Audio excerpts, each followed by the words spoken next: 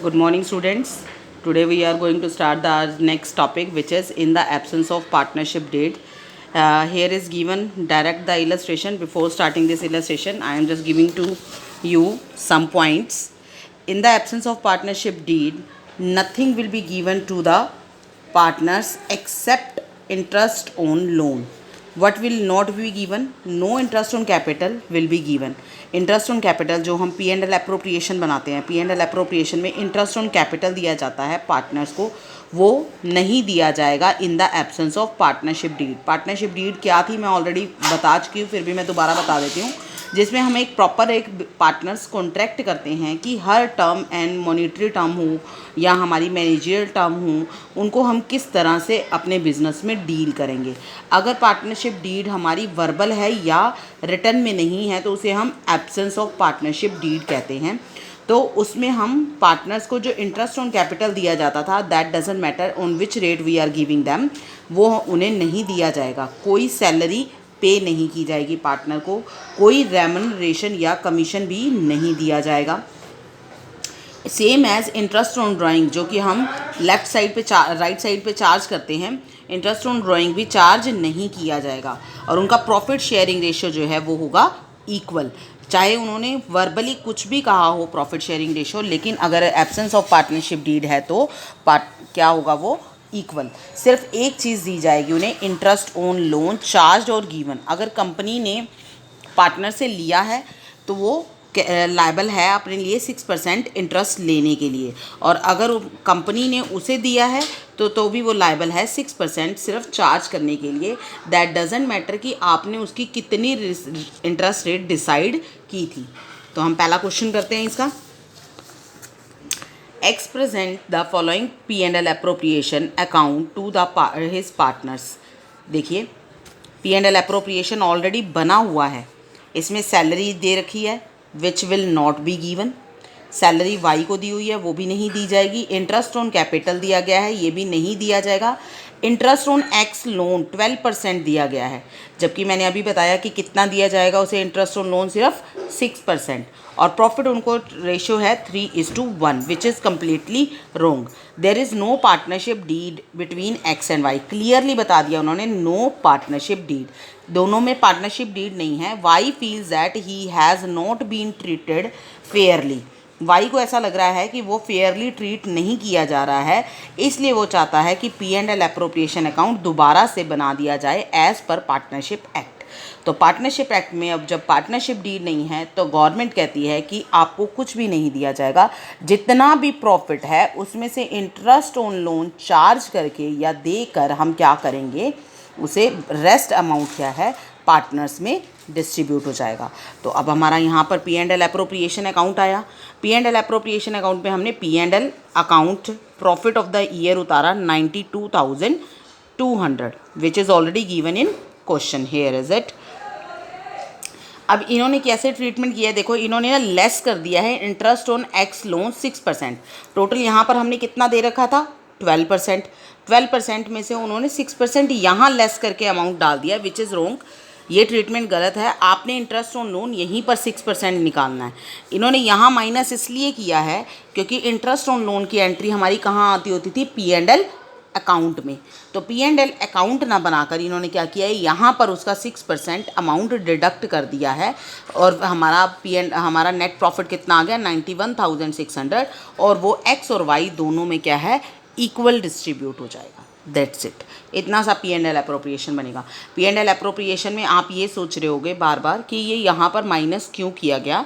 इसके पीछे रीज़न ये है कि पहली बात तो P&L की ये जो एंट्री है ये P&L अप्रोप्रिएशन में नहीं आती है, ये P&L अकाउंट में जाती है. अब P&L अकाउंट यहाँ पर ना बनाकर हमने क्या किया, इस अमाउंट में से जो P&L अकाउंट का अमाउंट आना था वो हमने इसमें से ही माइनस कर दिया. दैट्स वाई हमने यहाँ पर ये नेट अमाउंट लिख दिया. आप इसे वर्किंग नोट में भी नीचे दिखा सकते हो. वर्किंग नोट में आप छोटा सा P&L अकाउंट बना लो, वहाँ पर लिख दो right hand side by P&L account 92,200, इधर लिख दे दो to interest on X loan 600. फिर जो नेट इफेक्ट आएगा वो आप यहाँ पर शो कर सकते हो. That is your choice, that is up to you कि आपको जिसमें ज़्यादा कन्वीनियंट लगे आप वो वाला मेथड फॉलो कर सकते हैं. हमारा ये टॉपिक हो गया. इसके बाद नेक्स्ट टॉपिक है guarantee of profit to a partner. Guarantee of profit to a partner नाम से क्लियर हो रहा है कि प्रॉफिट की गारंटी देना एक पार्टनर को। समटाइम क्या होता है कि कोई पार्टनर है पार्टनरशिप की हमने पहले ही सॉरी पार्टनरशिप की हमने पहले ही डेफिनेशन पढ़ी थी, उसमें लिखा था कि एक्ट ऑल और acting one on behalf of all. या तो कोई एक काम कर रहा सभी काम कर रहे हैं या सबके बिहाफ पर कोई एक काम कर रहा है। तो ऐसे समय में हम पार्टनर्स क्या करते हैं कि अगर आप मेरा बिज़नेस संभालोगे तो हमारे बिज़नेस को प्रॉफिट हो या लॉस हो या हमारा प्रॉफिट शेयरिंग रेशो कुछ भी रहे, आपको मिनिमम प्रॉफिट डिसाइड कर देते हैं हम। किसी एक पार्टनर का मिनिमम प्रॉफिट डिसाइड कर देते हैं। वो प्रॉफिट हम उस पार्टनर को देंगे ही देंगे, चाहे सिचुएशन हमारी कुछ भी हो। जैसे sometime a partner is guaranteed that he shall get a certain minimum amount of profit of the firm, कि मिनिमम अमाउंट वो लेगा ही लेगा। Such a guarantee may be given either by any one of the partner. ऐसी guarantee मान लीजिए 3 partner है, तीनों में से एक पार्टनर ने एक को दे दी और एक का जो प्रॉफिट शेयरिंग रेशो है वही रहेगा, या by all other partners in a particular ratio, या फिर दूसरे जो हैं वो पर्टिकुलर रेशो में दे सकते हैं। When the profit of the firm are not adequate, जब अगर मान लो प्रॉफिट ही एडिक्वेट ना हो, then the excess paid to the guaranteed partner should be charged from the partners who has given guarantee। तो जो भी एक्सेस अमाउंट होगा वो एक्सेस अमाउंट सिर्फ वही पार्टनर्स पे करेंगे जो पार्टनर्स ने गारंटी दी है। मान लीजिए कंपनी को लॉस हो गया या कंपनी को इतना प्रॉफिट हुआ ही नहीं। एक एग्जांपल ले लेते हैं, मान लो 3 पार्टनर्स हैं एक्स वाई जेड। इन्होंने एक्स को कहा कि आपको 50,000 रुपीज़ हम हर हाल में देंगे ही देंगे, चाहे हमारा प्रॉफिट शेयरिंग रेशो कुछ भी हो। प्रॉफिट शेयरिंग रेशो मान लेते हैं हम इनका इक्वल है, और हमें प्रॉफिट हुआ इस बार 60,000। ठीक है, तो 60,000 के अकॉर्डिंग तो हमारे पास कितना कितना बनता है, 20,000 सबका, राइट। 20,000 बनता है। तो लेकिन हमने इसको कितना डिफाइन कर रखा है, कितना हमने क्या रखा है, 50 मिलेगा, यानी इसको 30,000 प्लस मिलेगा। अब ये 30,000 रुपीज़ हम कहाँ से चार्ज करेंगे, इन दोनों से। अगर इन दोनों ने कह रखा है तो दोनों से 15-15 हज़ार रुपये हम ले लेंगे, 15,000 और इसको दे देंगे। तो इन दोनों के पास कितने रह जाएंगे, 5,000। ठीक है। अब आ जाता है कि जब प्रॉफिट हमारा एडिक्वेट नहीं है, अब ये मान के चलते हैं सिर्फ वाई ने गारंटी दे रखी थी। तो वाई ने अगर सिर्फ गारंटी दे रखी थी यहाँ पर, तो वाई के पास तो सिर्फ 20,000 रुपीज़ ही प्रॉफिट है। तो वो 20,000 अगर इसे दे भी देता है तब भी 10,000 रुपीज़ लेस रह जाते हैं।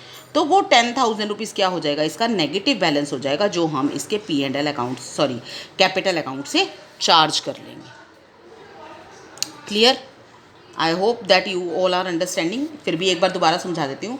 अगर हमारे पास प्रॉफिट इनएडिक्वेट है, तो यहाँ पर मैंने अभी बात की 20,000 हमने तीनों को डिस्ट्रीब्यूट कर दिया। अब सिर्फ वाई ने गारंटी ले रखी थी कि इसको पूरे 50,000 करके देगा। तो इसके पास करंट ईयर में पड़े ही सिर्फ 20,000 है, तो इसने 20,000 इसको दे दिए। टोटल इसके पास बने 40,000। अभी भी इसके 10,000 लेस पड़ रहे हैं और इसके पास कोई अमाउंट है नहीं। तो हम क्या करेंगे, इसके कैपिटल अकाउंट में जाएंगे, उस कैपिटल अकाउंट से 10,000 रुपीज़ चार्ज करेंगे और इसको वो 10,000 देकर इसका 50,000 अमाउंट कंप्लीट करेंगे। तो ये जो है हमारा P&L अप्रोप्रिएशन अकाउंट जब हम बनाएंगे तो ये P&L अकाउंट के क्रेडिट साइड आ जाएगा by wise capital. Clear? I hope you all understand that. चलिए इसका पहला क्वेश्चन करके देख लेते हैं। Ram, Raj and George are partners sharing profits in the ratio of 5:3:2. According to the partnership agreement, George is to get a minimum amount of rupees 10,000 as his share of profit every year. अब देखो minimum amount हमने decide कर दिया उसका 10,000. The net profit for the year ended 31st March 2018 amounted to rupees 40,000. अब 40,000 rupees हमारा क्या हुआ है, अमाउंट आया। P&L अप्रोप्रिएशन अकाउंट बनाइए। हमने किसको देना है, जॉर्ज को। कितना, 10,000 रुपीज़। तो देखिए अब इनका प्रॉफिट शेयरिंग रेशो निकालेंगे। 10 है हमारे पास, 10,000 को आपने 5:3:2 में डिवाइड करना है। तो कितना अमाउंट बनेगा इनका, 40,000 अमाउंट है। तो इनका बन गया हमारे पास 20,000, 12,000 एंड 8,000। लेकिन जॉर्ज को डिसाइड कितना किया है हमने, 10,000 देना। तो अब वो 2,000 रुपीज़ हम कहाँ से देंगे, 2,000 ये दोनों देंगे। किस रेशो में देंगे, अगर हमें कोई रेशो गिवन ना हो, अगर हमें कोई रेशो गिवन नहीं है तो जिस पार्टनर को देना है उसको भूल जाओ, जो बचेंगे वो उसी सेम रेशो में देंगे। तो अब ये जो 2,000 रुपीज़ हमने एक्सेस देना है, वो हमारा पहला पार्टनर कौन था, राम 2,000 का 5/8 रेशो देगा। देखो रेशो क्या है इनका, 5:3:2। जॉर्ज को देना है तो जॉर्ज को भूल जाओ, रेस्ट जो बचेंगे उनका रेशो देखेंगे। 5:3 है तो 5 + 3 8 और 5 दे देंगे हम यहाँ पर। तो 8 की टेबल पे, 4 के टेबल पे 4 2 ज़ा 4 5 ज़ा 500, देन 2 पे 250। तो 1250 रुपीज़ तो देगा राम। और दूसरा का नाम है राज देगा 2,000 का 3/8। तो ये हमारा 250 पे कट रहा है, तो 750 रुपीज़ देंगे राज। तो अब जब हम P&L एप्रोप्रिएशन बनाएंगे, P&L एप्रोप्रिएशन बनाया, ये आपको ऑलरेडी बनाना आता है, यहाँ पर मैं रफ में बना रही हूँ, लेकिन आपको एक प्रॉपर फॉर्मेट में बनाना है, प्रॉपर स्केल से लाइन लगानी है और डेबिट क्रेडिट बनाने हैं बाय P&L अकाउंट। कितना लिया हमने, 40,000 रुपीज़, ठीक है। टू प्रॉफिट ट्रांसफ़र टू, यही एंट्री करते हैं प्रॉफिट ट्रांसफ़र करने की। कितना आना है, राज एंड जॉर्ज।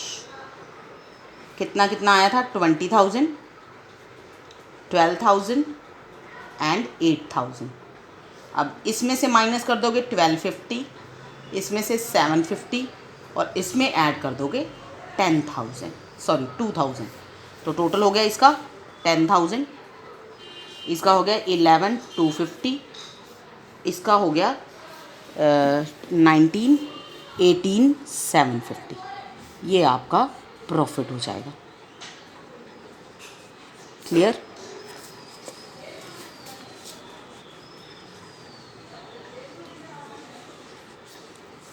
ये आपके 2 टॉपिक थे लास्ट आपके चैप्टर के।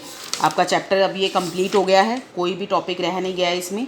आई hope that you will do all your work as soon as possible. आपका ये चैप्टर कंप्लीट है अप टू क्वेश्चन नंबर 80। अगर आपको कोई भी प्रॉब्लम आती है तो you may ask me any time, and you have to complete your first chapter including HOTS, including understanding test and including extra questions. Thank you.